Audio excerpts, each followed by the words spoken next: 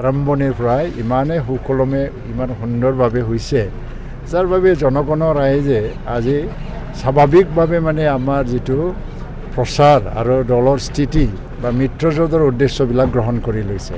এইকাৰণে আজি ইমান কষ্ট কৰিব লগাও হোৱা নাই। আমাৰ উদ্দেশ্যবিলাক জানি পেলাই জনগণৰ ৰাইজে নিজে নিজে আজি মানে মনস্থিৰ কৰি লৈছে, সিদ্ধান্ত লৈছে আৰু ইয়াত চাফা কৰি সমষ্টিৰ পৰা মিত্ৰজোঁটৰ ওচৰত কোনেও চাপিব নোৱাৰিব, কোনেও চাপিব নোৱাৰিব। কাৰণ 70% মিত্ৰজোঁটৰ কাৰণে আছে ইয়াত, টোটেল ভোটৰ 70%, বাকী ভোটটো বাকী দলবিলাকে ভগাই ল'ব।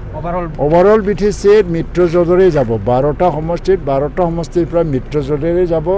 হয় ক'ৰবাত বিজেপি জিকিব, ক'ৰবাত UPPL জিকিব। UPPL বেছিকৈ জিকিব কাৰণ UPPL বেছি সমষ্টিত প্ৰতিদ্বন্দ্বিতা কৰিছে।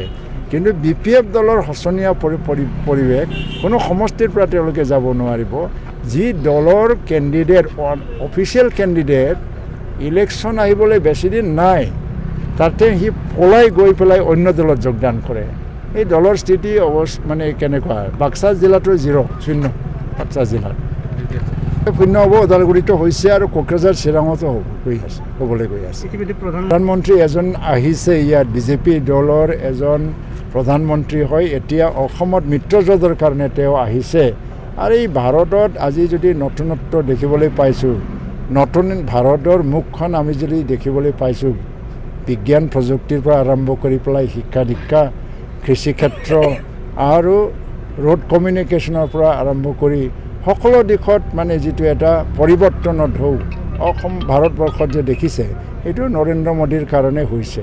আৰু নৰেন্দ্ৰ মোদীৰ গাইডেন্সতে অসমতো যোৱা 5 বছৰত বিজেপি মিত্ৰজোঁটৰ চৰকাৰে বহুতখিনি কাম কৰিলে অসমখন এটা উন্নত ৰাজ্যত পৰিণত কৰি লৈ যাবৰ কাৰণে তেওঁলোকে ইমান কষ্ট কৰি কাম কৰি আছে, তাৰ ফলাফল আমি দেখিবলৈ পাইছোঁ। যাৰ কাৰণে অসমৰ ৰাইজে অন্ততঃ বাকী ৰাজ্যৰ কথাটো মই ক'ব নোৱাৰোঁ, অসমৰ ৰাইজে আজি মানে ভাবি লৈছে যে এই বিজেপি চৰকাৰখন আকৌ এবাৰ 5 বছৰ দিয়াটো উচিত। কাৰণ যিবোৰ কাম যোৱা 5 বছৰত তেওঁলোকে কৰিব পৰা নাছিল, সেইটো সম্পূৰ্ণ কৰিবৰ কাৰণে 5 বছৰ আকৌ দিয়াটো জনগণৰ ৰাইজৰ এটা নৈতিক দায়িত্ব বুলি গ্ৰহণ কৰি লৈছে।